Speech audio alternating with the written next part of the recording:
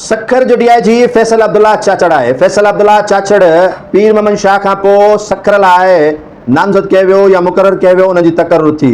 उन खां पोइ हुन सिंध जे पुलिस खाते में वेठल उन नांग विचुनि बलाउनि ऐं करप्शन में ॿुॾल हेड मॉडलरनि इंस्पेक्टरनि क्राइम में मुलविस काफ़ी पुलिस एहलकारनि खे पनिश कयो आहे।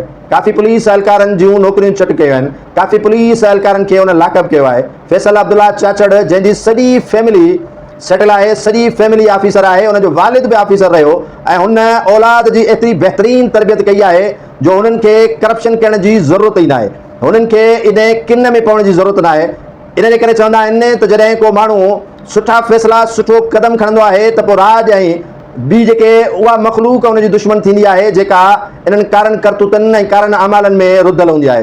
फैसल अब्दुल्ला चाचड़ जेको बहैसियत कैप्टन रिटायर्ड थी पुलिस खाते में आयो ऐं उन वॾियूं इनकलाबी तब्दीलियूं सिंध पुलिस में आणणु शुरू कयूं आहिनि। तव्हांखे ख़बर आहे त घोटकी खैरपुर सखर खां अलावा मुख़्तलिफ़ ज़िलनि में वॾियूं कार्रवाइयूं करे उन्हनि कारण रिडुनि खे बेनकाब कयो आहे जेके पुलिस जे मोहकमे में रही धाड़ेलनि ॾुआरनि क्रिमिनल्स ऐं काफ़ी उन्हनि धंधनि में मुलविस रहिया आहिनि जेको कारोबार ममनू आहे, जेको धंधो मना थियल आहे ऐं उन में पुलिस जा एहलकार मुलविस रहिया आहिनि ऐं मुलविस ॾिठा विया आहिनि। उन्हनि ख़िलाफ़ फैसल अब्दुल्ला चाचड़ जे क़दम खणण खां पोइ संदसि खाते जा ऑफिसर बि संदसि दुश्मन बणिजी विया आहिनि।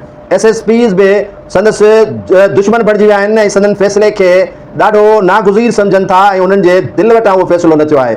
सवाइ घोटकीअ जे SSP समीउल्लाह सुमरे जे बाक़ी ॿियनि SSPs लाइ ॼण वॾो हिकिड़ो सदमो आहे ऐं उन्हनि जे लाइ वॾो हिकिड़ो अलमियो आहे त फैसल अब्दुल्ला चाचड़ उन्हनि कमाऊ पुलिस एहलकारनि खे उन्हनि कमाऊ पुलिस जे कारण रिडनि खे धड़ मां धार करे रहियो आहे ऐं उन्हनि जूं नौकरियूं चट करे रहियो आहे। अवाम फैसल अब्दुल्ला चाचड़ सां गॾु आहे ऐं अहिड़ा क़दम जेकॾहिं पुलिस में वेठल सुठा भरजुस्ता ऑफिसर फैसल अब्दुल्ला चाचड़ जहिड़ा खणंदा त यकीनन अवाम उनखे एप्रिशिएट ज़रूरु करे थो ऐं कंदो रहंदो।